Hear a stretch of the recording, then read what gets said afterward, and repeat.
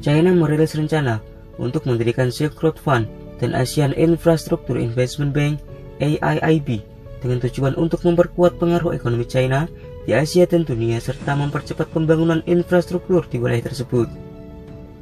Rencana ini merupakan bagian dari strategi One Belt One Road yang digagas oleh Presiden Xi Jinping pada tahun 2013 yang bertujuan untuk memperkuat konektivitas ekonomi antara China dan negara-negara di Asia, Eropa, Afrika, dan Timur Tengah, serta melalui investasi dalam infrastruktur dan perdagangan. Silk Road Fund didirikan pada tahun 2014 dengan modal awal sebesar 40 miliar dolar AS yang akan digunakan untuk mendukung proyek-proyek infrastruktur di kawasan Silk Road Economic Belt dan Maritime Silk Road yang mencakup lebih dari 60 negara. Sementara itu, AIIB didirikan pada tahun 2015 sebagai alternatif dari Bank Dunia dan Dana Moneter Internasional dengan tujuan untuk mendukung proyek-proyek infrastruktur di Asia dengan modal awal sebesar 100 miliar dolar AS.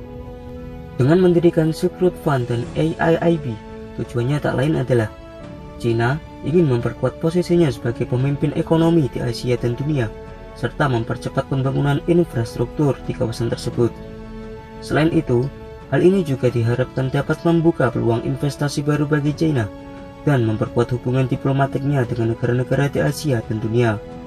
Tetapi manuver ini mendapatkan reaksi agresif dari politisi dan ahli ekonomi di Amerika, termasuk mantan Presiden Amerika Serikat Donald Trump, mantan Sekretaris Negara Amerika Serikat Mike Pompeo. Mereka berpendapat bahwa rencana China untuk mendirikan Silk Road Fund dan AIIB akan membuat pengaruh Amerika menurun dan membuat status dolar sebagai mata uang acuan dunia menurun. Meskipun pendapat ini juga mendapat kritik dari kalangan lain yang berpendapat bahwa status dolar sebagai mata uang acuan dunia lebih dipengaruhi oleh faktor-faktor ekonomi dan politik Amerika Serikat secara keseluruhan, bukan hanya karena keberadaan institusi keuangan seperti Bank Dunia dan IMF.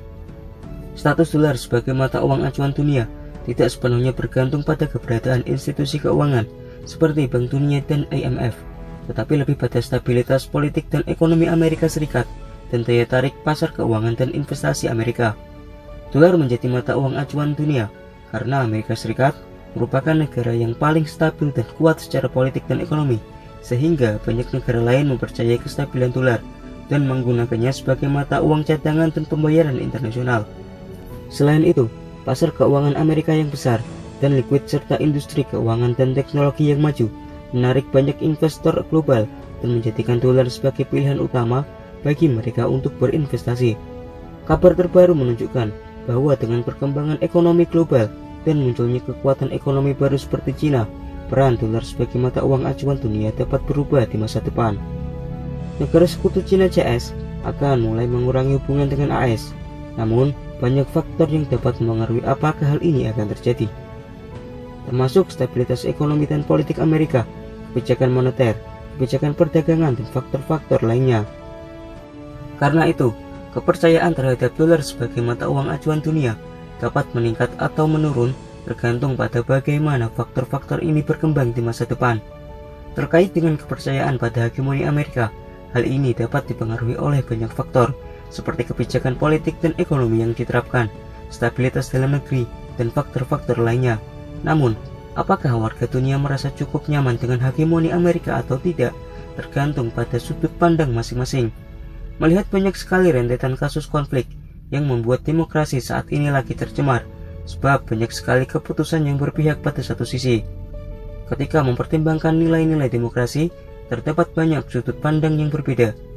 Ada beberapa negara yang menganggap demokrasi sebagai nilai utama mereka, sedangkan negara lain menganggap kebijakan luar negeri Amerika membawa nilai-nilai otoritarianisme.